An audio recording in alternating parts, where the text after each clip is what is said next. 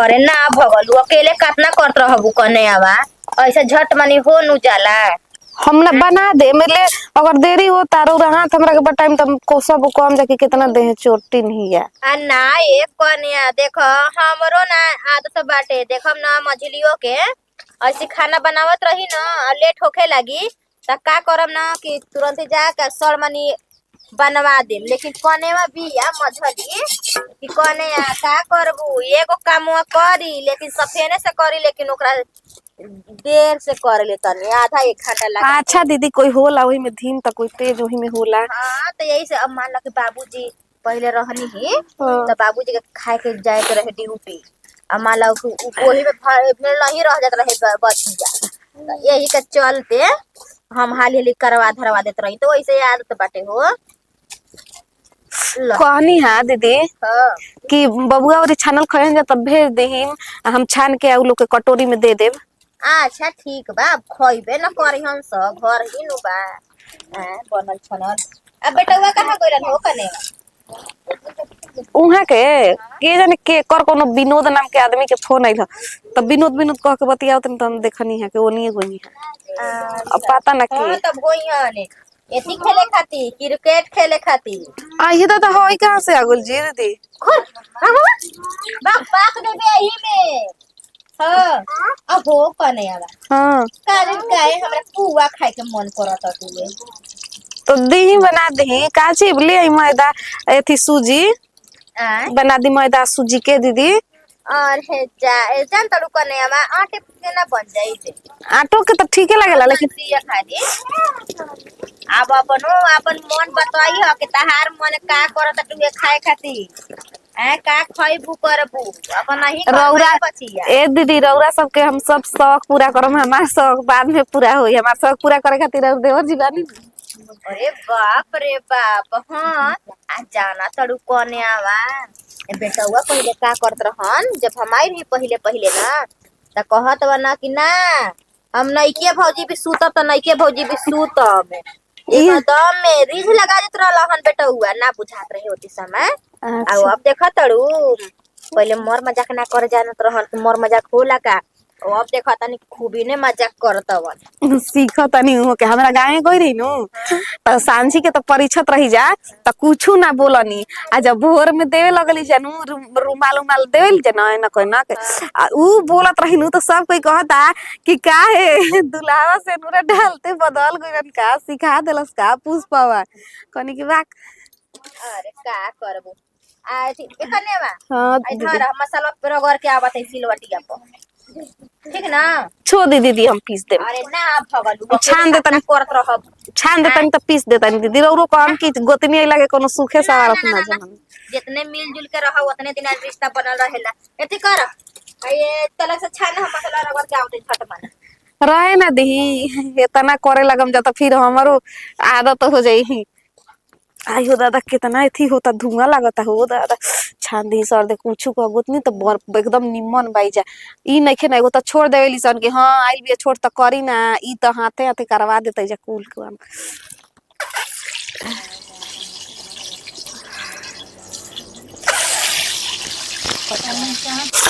भूसा जेने तेने मल छिड़िए ना ई ना त भइल हटे त ले जा तनी भूसा तेगरा के तनी बटोर दी त ले जाता सन जैसे मन करता तो ऐसे इहे खइसन गाय गरु है हातना गंदा आई बढ़िया से ले जेता सन भूसा चलैता सन सानी पानी त मने नहीं खेला गत एकदम से लइकन के लगा के मन का हो कनिया का करतनी अरे देखा तड़ू है भूसा मल छिटा है बिगा गइल बा उहे कनी तन साफ कनी आ लेहर पता चला दी तनी तीन गो पतो हरौरा काई कुल कइले बनी जाके देखी घर में आज का बनताटे का बनाओ तू हम जहो तो अभी से देखनी जी मम्मी जी अंडा बनताटे अंडा अंडा बनता कन्या कहती है कि मम्मी जी के ताजा ऐसा अंडा कड़ी खिया देता इनु कि मम्मी जी जीवन भर याद रखम कि कोई बनवले रहे। बताओ करके तू आई रहलू तो बढ़िया बढ़िया पुआ पका के खिएले रहलू तब तक ले कहन त हम मछली पुआ कहते बानी बनैले दीदी जी, कहते बानी कि आज ऐसन दिन भइल बाटे खूब सु घर आ कहीं जाए के हइए नहीं के सब कोई घर ही बाटे। हाँ बनावा तनी पुआ साजी के बेरा आतना टाइम बना ताटे अंडा कढ़ी। हाँ तो तोहार पुआ पर सब फिदा हटे तहार हाथ के। तहार माई खूब रच रच के गुण सिखैले बड़ी कनिया जान जाई ह। ए मम्मी जी बेटी के ये पहला कर्तव्य है कि पहले सबसे पहला गुण सीखे खाए बनावे के। हाँ ई त बात ओकरा सही बाद कहत कोनो बाड़ू। गुण सीखे के चाहिए हाँ। जैसे कि परिवार के खाए बना के खिएबू तबे ना मन ना ना असली कहल ना तुम सास के आ मरद के पेटे के रास्ता से दिल जीतेला आदमी। त ई त तोहन लोग में गुण एकदम भर आई रहल बड़की हो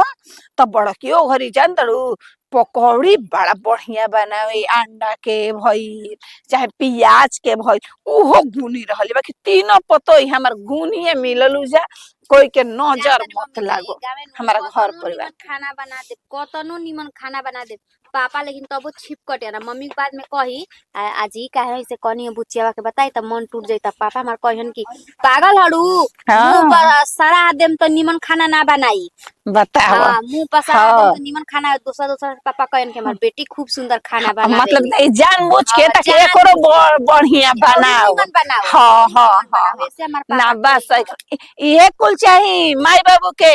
त तनी मनी त बढ़िया बन तनी ना करे छी त हां बढ़िया बन तनी औरी ओकर से ज्यादा लड़की हमर सीखी करके। कने जन खराबा पूरे सिया बानू चल के नु तगड़िया में आगी बनाते तनी हाँ ई त बस हाँ तन ताप अप करके ओय में धर देता हाँ जानते बाड़ू ठंडा पाला में गोड़ हाथ में दर्द हो जाए। जलाई ना तेल हाँ मोय लहसुन उसन पका के धोइले बात कने का करबू हो कति सांझी बेरा मम्मी जी के तेल लगाई कने कि अभी होता ना ठंडी नहीं के पड़ता कहते ना जी दीदी जी मम्मी जी के देह अब तनी पुरान हो गइल त मम्मी जी के ठंडा लागी नु हमनी के ना लागी बतावा कतना सोचताड़ी आय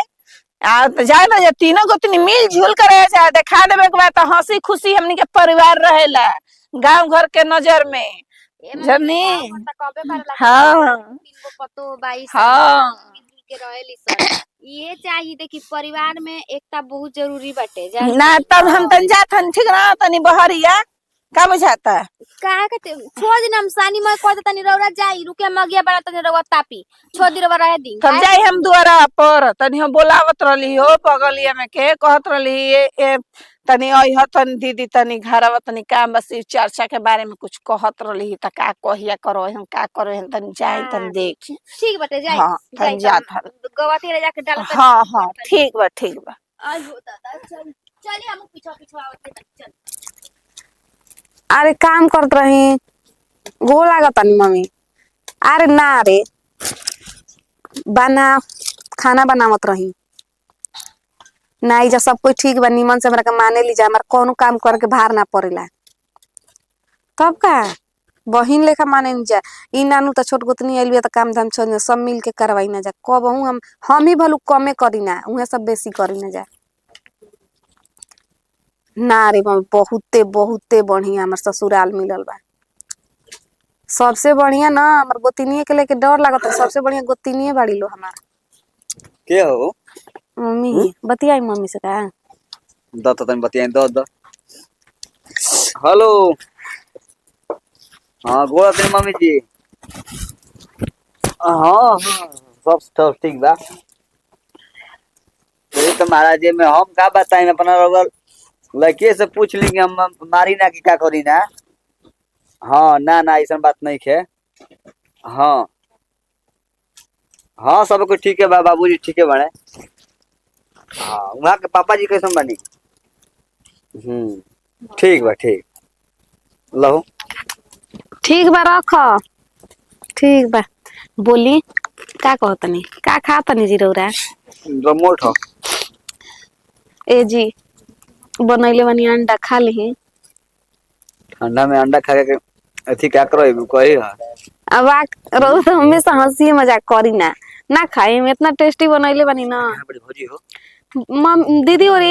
का जाने का करतनी जा सब जनी के कोनिया खाए के त कहतनी जा रुको ना घर के मर्द मानुस खा लेला नु त ठीक लागेला खाए तारा में के माने मरद मार सही माने कोनो काम से त ना केहू खाई लेकिन कुछ कही हम बहुते खुश बानी जी कुछ नो बहुत ज्यादा खुश बानी हम माई हमरा तारा कुछ बोल नहीं नो ना मतलब मम्मी अरे जी हम ओयर को फोने पे कह रहे हैं कि अइबू त तू तर जाइबू हम नु सही में हम सोची न ससुरा बहुते खराब होला लेकिन ससुरा खराब ना होला खराब बहुत कहाँ तो होला अपना से बढ़िया बना के पड़ला चाहे खराब बना के पड़ला ली खाना काढ़ी तो खाना तो हम खाए दी चलो से हाथ धोई ए जे क्या बता नी चले कहो जा जा मेहरानी तो बिया में भाई फीवर लक्ष्मी नहीं आई है कोनो काम को करे के दम तैयार है कैसे कहते कि रोगा बहुत बार खइबे ना पहले तो हम पहले खा ली भगवान मेहरान दे तो सब कोई कसम के दे है एनिया कर देता नहीं एनिया गोबर पाथे लबाही हो आए हस्ता पे ओई हे दादा इहे नु कहल जाला जैसे रहेला वैसे ही एकदम ई दिया का तना का लागल बड़ा स आए मम्मियो जी के ना बुझाला ना है का है लकड़िया सरिए नु गइल हैं कहानी ह लगले मुंह लगले का जी मम्मी जी है वाला ना हो तो छपरिया बा फेंक देम त ठीक हो जाई त हिया के ना थी कोई नहीं हैं आगे उगे सुनगावे खातिर तनका एथी होखेला ही ठीक न रहेला आदमी आगे आगे सुनगल त पट मन एकदम धर लेवेला आई बड़ियारवा लइले रानी ह बढ़नी बनावे खातिर ई सब त सर गइल का हो कने छोटकी बोलावत या खाना बन गइल बाटे कहत कि दीदी जी इतना बढ़िया से बनवैली ह चल के खा ले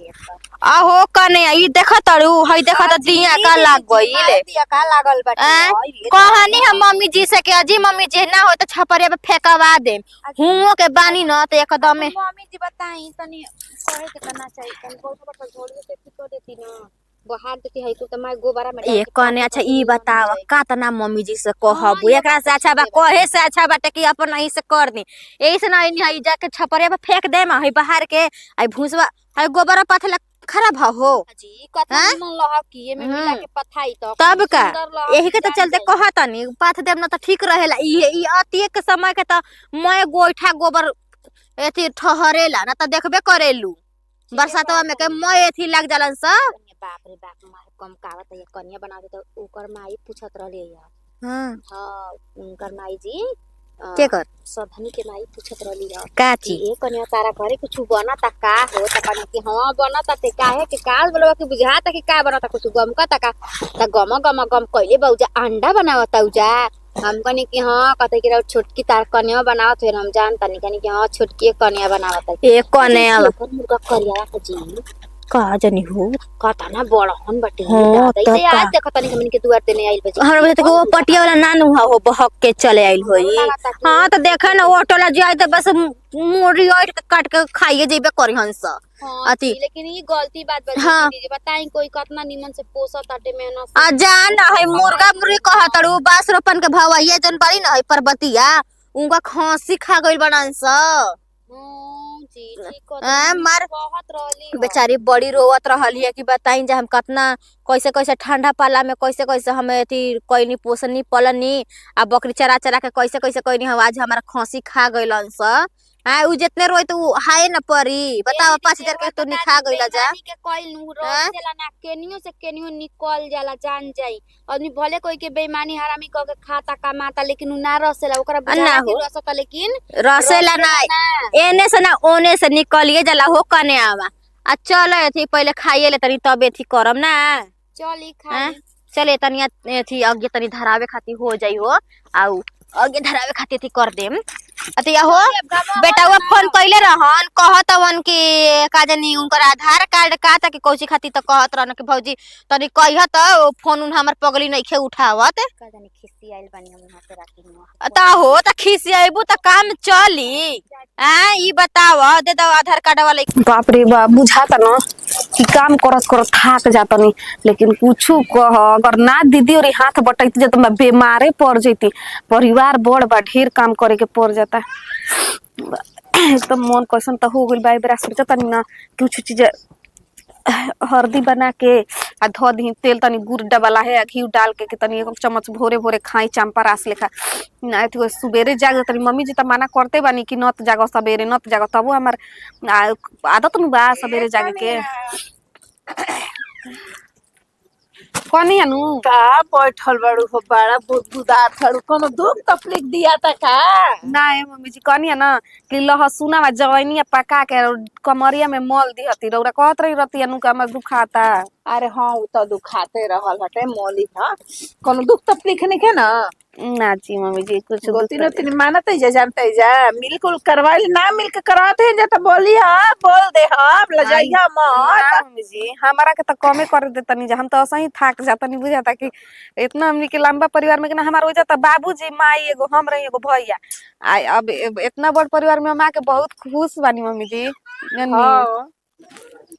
तो चली ना रोरा के तेलवा घस दी तब ई पका त बात के सही कहतड़ुए कनिया त घर परिवार बढ़िया बाटे दोनों बड़कियो आई रहल त घर समेटलस मझिलियो आई रहल त घर समेट अब इहे सोचत रहनी त छोटकी कैसे नहीं त छोटकियो आगे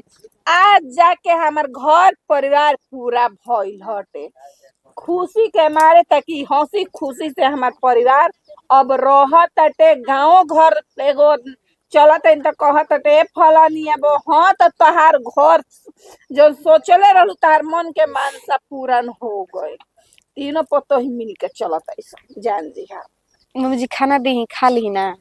तो चली तेल लगा दी तो खा लेता नहीं अरे तेल लगा चली ना पलक छिक लगई हां सुबह तभी नाश्ता करनी सांझियो के लगा दे अभी लगा दे बतावा करके ई त बात सही कहताड़ू हो कनिया धन्य बानी तहन लोग ने पतो है पाके गंगा नहा लेनी अब तो भगवान हमरा के लेयो जी हम त कोनो दिक्कत नहीं ऐसे मत कही। जान जाई ह करके अरे ओरा बेटा पैदा कोई नहीं इतना मुश्किल से पोसनी पलनी हमनी के आवे के तरह के झगड़ा लड़ाई करे के जी पापे नु परी रोरा के अरे माने हम के बगल में देख देख के हम चिंता रहत रही देखत रहलू बगल में कैसे लड़त रही झगड़ हम कही तो हमरो पतो ही त लड़ गया ये कहने हमारे कुछ आगे पूछू बढ़ती। का हाँ। ना नीक एकदम में अंडा बनावले रहू के मियाज एकदम ठंडा हमार हो देखा गइल तो। खा के हां उसे चटक एकदम बनैले बुझात रहे कि बाप रे बाप मुंह से छूटते ना रहे बुझाता कि थोड़िए चाट जाई अभी तो बहुत कम रहे जान तनी दीदी जी और एगो तरीका हमरा आवेला बनावे के जैसे कि हरियर प्याज जन पत्ता वाला संडा रहेला उ प्याज आ छेमी डाल के बनाए नु अंडा इतना टेस्टी लागी नु बना के रोरा के ये कहने काहे ना कहलू हो आ बजरिया कोरी त लमर लगा के हमें तुरंत हम कीन के लेके आनु कोई रहती ओ में ना कुलिया में तेज हिया अच्छा ये सब एक छोड़ी दीदी दीदी करे ले बड़ा परसों दिन एतवार हनु तो से कराई दिन में सातु लिया देव जा आगी पर के लिट्टी सेक देव आ मटर डाल के हरियर प्याज डाल के मुर्गा भूज देव ना तो खा लेव जा कहने हमरा बड़ी दिन से खाएला मन करता जो ना एथिया में बनावलन सब हो हड़ियावा में हांडी मीट हां वही में के हमारा शिकार खाए के मन करता अच्छा ई काहे को कहत मटकिया में के घइया में के ए दीदी जी ओ में ना सब एके हाली फेंक ले जे लगामाला में डाल के कुल प्याज मसाला नमक लहसुन के पोट डाले के होता सब पैसा हां आ तेल बस डाल देवल जाला देखा गुनी बिया बतावा तड़िया अपन कैसे कैसे कुछ खाना देखो बनावे तरह से हम ना कहत रही के हम मोबाइल में देखले बानी बड़ी बढ़िया लागेला देखे में हंडिया में के कोनी ना कहत हम बनावे ने हाँ हो कनिया हाँ दीदी हम नीचे बैठी आई त काहे हो कना बैठा ऊपर हवे ना दीदी ई कुल संस्कार हो कि सास के ऊपर ना बैठे के चाहिए सास नीचे बैठ तो ऊपर ना बैठे के चाहिए क्या मीटिंग होता है ये देवर दी रावरे तो मेहरानू के बड़ाई होता बैठो बैठो बाजी बैठो जान जो बाबू मेहरानू तो रहल बिया धान हो गइल बानी तीनों हमर पतो ही मिल कर रहत ऐसन ई देख के हमर रोआ एकदम जानता रुकने देखा। हमरा कनावा में इनका देख के याद कर पहले मोटका मोटका ना ढुकत रहे आ अचानक के गइनी है गौवानू मम्मी के कना में के देखत रहे आ ढुकइनी त ढुक गइल हम त बड़ी कहने तब तार कान में के भोग दिले हां जी दीदी जी देखी रास्ता देखी रास्ता हो देखो जाला कनिया देखो रास्ता हो जाला एक ढुका तो बनो तो रास्ता हो जा भरी नहीं कान के बिल हां एकरा खूब पता रहेला कनिया बहुत मजाक कियलन तार मरो जान जा बहुते हंसी बोली में खूब चल जा अपने में देवर भौजाई कुल कर जा हम का कही एकरा बैठ के बुढ़ पुरान ये दीदी हल्दी खाई ना हल्दी हरदी का कहला हो हल्दी से खांसी उसी होई ना तो उ वाला पीस के हां जानता तो बना दी खा ली सुनो ना ई सब छोड़ा हटावा ठंडा में मेथी एथी कर द बहान तो तीसी बा तीसी हां तीसी बा दी जा तो बना दी ए बेरा बांध दी हां तो हम मिल के बनवाई अकेले नहीं के तारा बनाई बाड़ी कनिया ओइसे भी